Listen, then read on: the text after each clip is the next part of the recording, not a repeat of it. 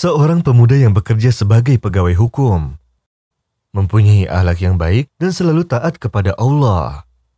Dia menikahi teman kerjanya, dan istrinya juga mempunyai sifat yang baik. Setelah beberapa hari dari pernikahannya, istri dari kakaknya yang tinggal di apartemen lantai atasnya selalu membangga-banggakan kehidupannya serta perabotan rumahnya dan juga berbagai macam perhiasannya.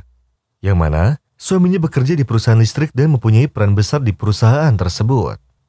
Istri dari kakaknya selalu memamerkan pencapaiannya kepada pasangan suami istri tersebut. Dan dia bertambah marah ketika suami dari saudarinya tidak memperhatikannya. Dan ketika istri dari kakak itu bertanya tentang sifat dingin istri adiknya dan bertanya mengapa tidak ada rasa kecemburuan dari wanita tersebut, lalu sang wanita pun menjawab, "Karena rezeki Allah yang mengaturnya. Dan aku selalu merasa bersyukur, terutama jika kita melihat orang yang lebih kekurangan daripada kita. Seperti sabda Rasulullah SAW, lihatlah terhadap orang yang lebih rendah darimu, dan jangan melihat terhadap orang yang lebih tinggi darimu, dan itu lebih baik daripada tidak bersyukur." Lalu pada sore harinya sang istri dari sang kakak meminta pada suaminya untuk memutus hubungan dengan saudaranya beserta istrinya. Namun suaminya menolak permintaan istrinya dan berkata, "Dia adalah satu-satunya saudaraku, dan aku tidak akan pernah memutus silaturahmi dengannya, karena Rasulullah SAW bersabda, barang siapa menyambungku, Allah akan menyambungnya, dan siapa yang memutuskanku, Allah pun akan memutusnya." Dan setelah 1 tahun berlalu, adiknya dikaruniai seorang anak. Lalu, dia merasa senang begitupun dengan kakaknya. Akan tetapi, istri kakaknya sangat sedih karena sampai saat ini dia belum juga hamil walaupun sudah 4 tahun pernikahannya. Padahal, tidak ada gejala kemandulan padanya ataupun pada suaminya. Kemudian suaminya pun marah kepadanya karena ia tidak mengucapkan selamat kepada adiknya serta istrinya. Seraya berkata, "Aku telah berjanji kepada adikku bahwa aku akan memberi kabar kepada istriku. Aku sangat berharap kepadamu. Aku katakan kepadamu bahwa jika tidak ada adikku, maka aku tidak akan pernah menikahimu. Karena dia telah menjual warisannya, dan dia memberikan uangnya kepadaku untuk maharmu. Ketika dia mengetahui bahwa aku mencintaimu, dan aku mencoba untuk menolak semua perlakuan baik itu, dia menolaknya." Lalu sang istri dari kakak tersebut merasa sedih. Lalu sang istri dan suaminya pun meminta maaf kepada adiknya sambil memeluk anaknya yang sangat menggemaskan. Dia meminta maaf kepada keduanya atas kelalaiannya serta suaminya. Namun adiknya berkata, "Kakakku tidak akan melalaikanku. Kalau tidak ada dia setelah kematian ayahku, maka aku tidak akan bisa menyelesaikan sekolahku." Lalu istri kakaknya pun merasa kagum atas kecintaan adiknya kepada sang kakak. Dia juga mengakui bahwa dia salah. Yang mana ketika dia hendak memisahkan keduanya. Kini dia pun memperbanyak sholat dan berdoa serta beristighfar juga berbuat baik. Lalu setelah itu dia pun hamil dan melahirkan berkat kuasa Allah. وَلَا تَشْتَرُوا بِعَهْدِ اللَّهِ ثَمَنًا قَلِيلًا إِنَّمَا عِندَ اللَّهِ هُوَ خَيْرٌ لَكُمْ إِن كُنتُمْ تَعْلَمُونَ ما عندكم ينفد وما عند الله باق ولنجزين الذين صبروا أجرهم بأحسن ما كانوا يعملون من عمل صالحا من ذكر أو أنثى وهو مؤمن فلنحيينه حياة طيبة وَلَنَجْزِيَنَّهُمْ أَجْرَهُمْ بِأَحْسَنِ مَا كَانُوا يَعْمَلُونَ.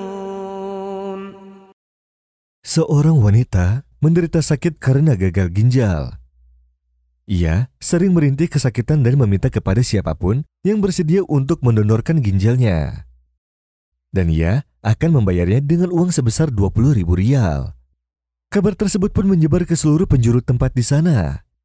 Salah satunya, kabar tersebut sampai kepada seorang wanita yang bersedia untuk mendonorkan ginjalnya.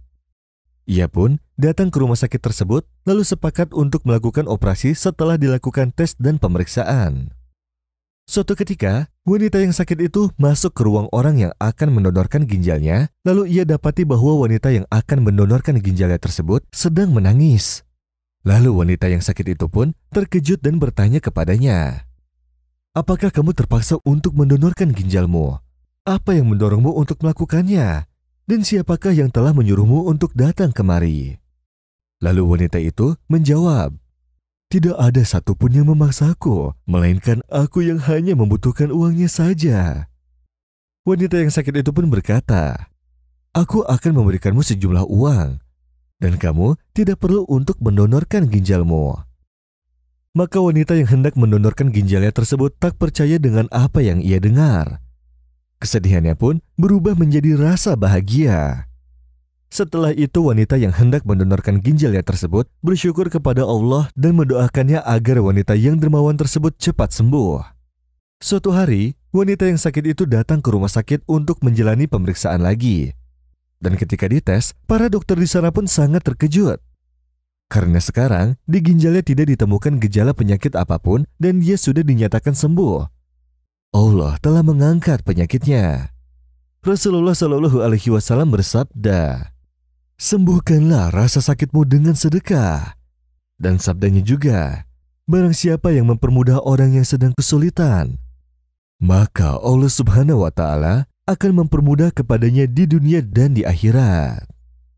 الذين ينفقون أموالهم في سبيل الله ثم لا يتبعون ما أنفقوا منا ولا أذى لهم أجرهم عند ربهم ولا خوف عليهم ولا هم يحزنون.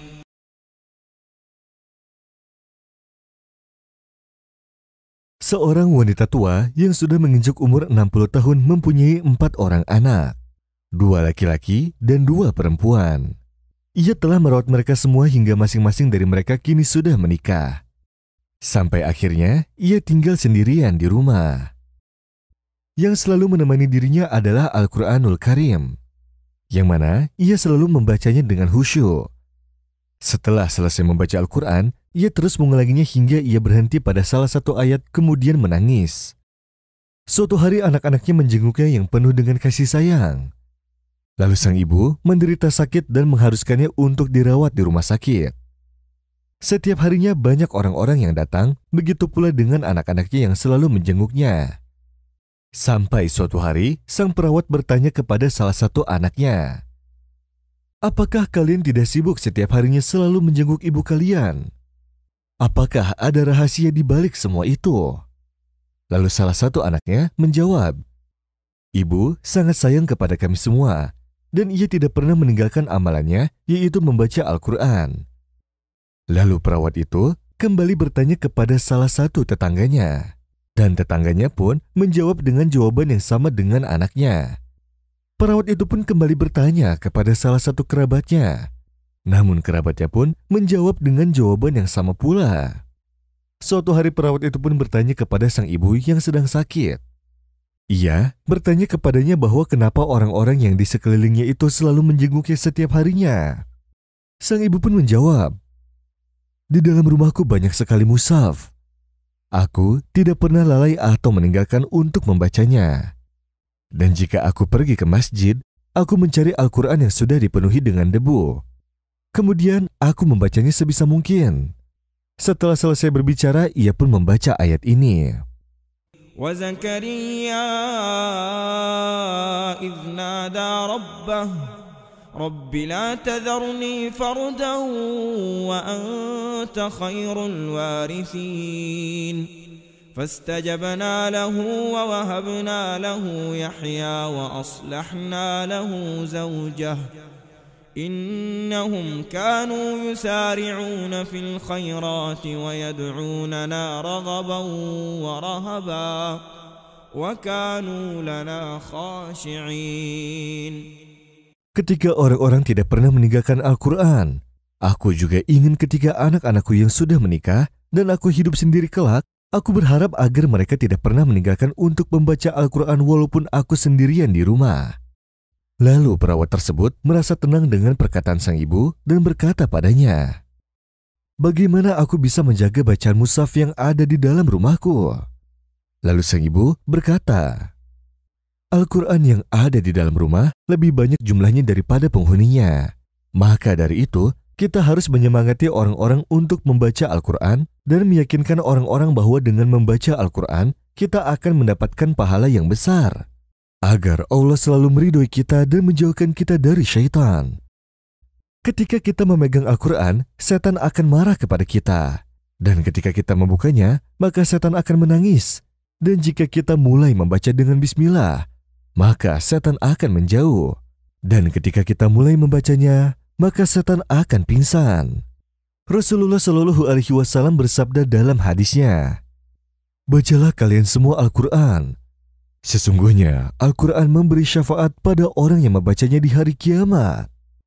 Dan beliau bersabda juga, dikatakan kepada pemilik Al-Quran, "Bacalah dengan tartil sebagaimana engkau membaca secara tartil di dunia, karena kedudukanmu di akhir ayat yang engkau baca."